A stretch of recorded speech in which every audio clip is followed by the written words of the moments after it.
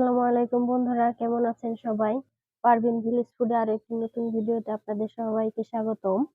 আজকে আমি এখানে চিংড়ি মাছ নিয়েছি, 250 গ্রাম চিংড়ি মাছ নিয়েছি। এই চিংড়ি মাছ আমি আজকে ঝোল বানিয়ে আপনাদের মাঝে শেয়ার করব। তো কেউ কোথাও যাবেন না, প্লিজ পুরো ভিডিওটা সবাই দেখতে থাকুন। প্রথমে আমি চিংড়ি মাছগুলো কেটে নেব। দেখুন, এভাবে চিংড়ি মাছগুলো বাছতে হয়।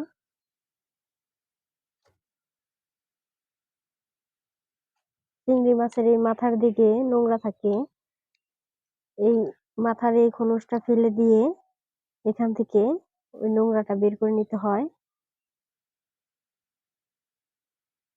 ছোট মতো একটা জিনিস থাকে, এটার ভিতরেও নোংরা থাকে। তো আমি এটাকেও ফেলে দেব। এই তো,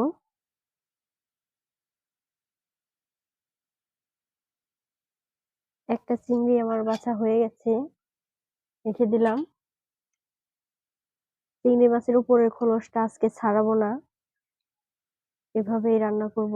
শুধু মাথার দিকটা ভালো করে বেছে নিয়ে রান্না করব।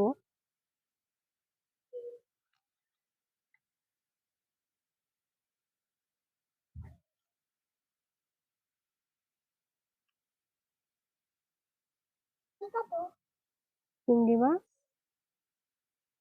তো আমরা আগে অনেক কিছু বলতাম। কি কি তুমি জানো না? চিংড়ি মাছ না, আমি বলতাম কি, এই যে চুলায় আমি একটা কড়াই বসিয়ে দিয়েছি। কড়াইটা গরম হয়ে গেছে, দিয়ে দিলাম তেল। মাছগুলো কেটে আগে থেকে ধুয়ে এনে রেখেছিলাম। প্রথমে দিয়ে দিব পেঁয়াজ কুচি। পেঁয়াজগুলোকে হালকা একটু লাল করে ভেজে নেব।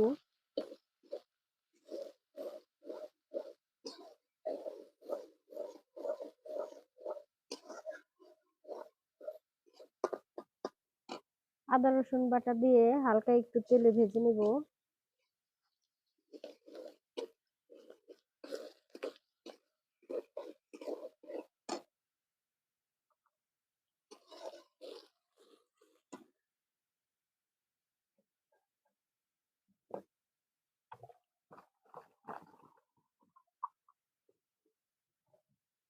বাটা হালকা ভাজা হয়ে গেছে, এখন দিয়ে দেবো সামান্য পরিমাণে পানি, যাতে মশলাগুলো পুড়ে না যায়।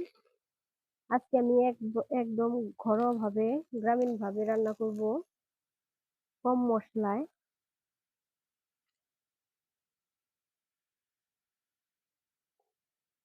প্রথমে এখানে আমি দিয়ে দিব পরিমাণ মতো একটু লবণ, তারপর দিয়ে দিলাম 2 চামচ পরিমাণে শুকনো মরিচের গুঁড়া, আর দিয়ে দিব 1 চামচ পরিমাণ হলুদের গুঁড়া। মশলাগুলো খুব ভালোভাবে কষে নেব।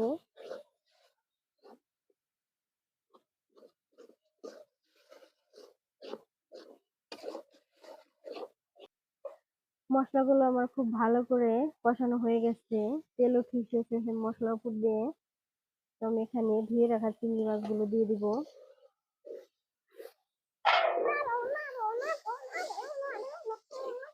চিংড়ি মাছগুলো খুব ভালোভাবে কষিয়ে নেব।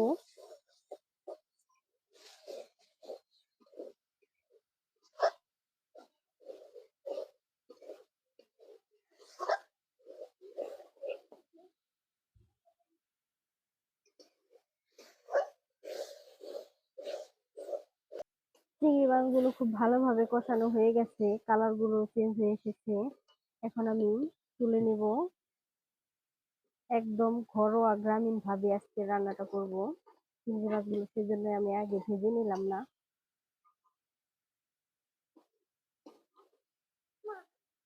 হুম, হ্যাঁ, খাইবা?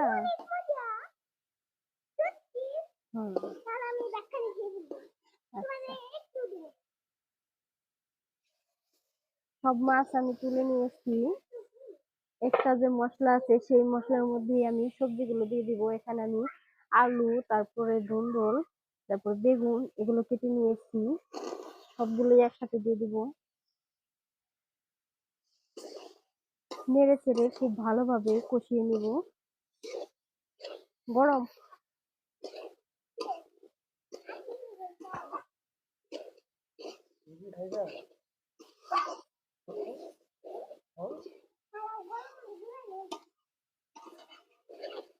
দাঁড়াও, আমি ঠান্ডা করে দিতে। খুব সুন্দর করে আমি কষে নিয়েছি বেশ খানিকটা সময় ধরে। দেখুন সব সবজি খুব ভালোভাবে সেদ্ধ হয়ে গেছে। একটু পানি পানি রয়েছে কারণ এই ধুন্দুল আনাজে একটু পানি থাকে। এই সবজিটায় একটু পানি কম দিতে হয়, তাহলে খেতে খুব ভালো লাগে। এখানে আমি ঝোলের জন্য পানি দিয়ে দিব, বেশি পানি দেব না, সব সবজি তো আগে থেকে সেদ্ধ হয়ে আছে। হয়ে গেছে, আমি আর পানি দেব না এখানে। ঝোলটা ফুটে উঠলেই মাছটা দিয়ে দিব। খুব ঝোলটা খুব ভালো করে ফুটে গেছে, এই দেখুন। এখন আমি ভেজে রাখা মাছগুলো দিয়ে দিব। ভেজে না, কষানো। হুম। আর 2-3 মিনিটের মতো ফুটিয়েই তরকারিটা আমি নামিয়ে নিব। তরকারিটা প্রায় হয়ে গেছে। কেটে ধুয়ে রাখা ধনেপাতা কুচি দিয়ে দিব। আর বেশিক্ষণ জাল করব না, 2-1 মিনিট জাল করেই আমি তরকারিটা নামিয়ে নিব।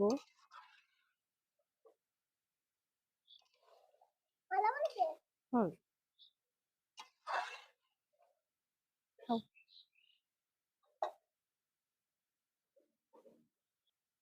রান্নাটা আমার হয়ে গেছে, দেখুন কতটা সুন্দর হয়েছে।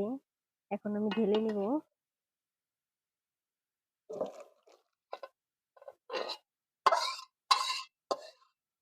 দেখুন বন্ধুরা, কত সুন্দর কালার এসেছে, আর গ্রানটাও খুব সুন্দর বেরিয়েছে।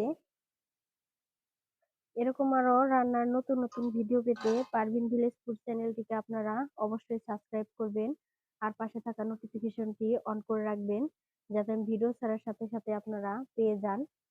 আজকের এই চিংড়ি রান্নাটা আপনাদের কাছে কেমন লাগলো অবশ্যই কমেন্ট করে জানাবেন। আমার ভিডিওগুলো যদি আপনাদের ভালো লাগে তাহলে লাইক কমেন্ট শেয়ার করবেন। আজকের ভিডিওটা এ পর্যন্তই। সবাই ভালো থাকবেন, সুস্থ থাকবেন। আল্লাহ হাফেজ।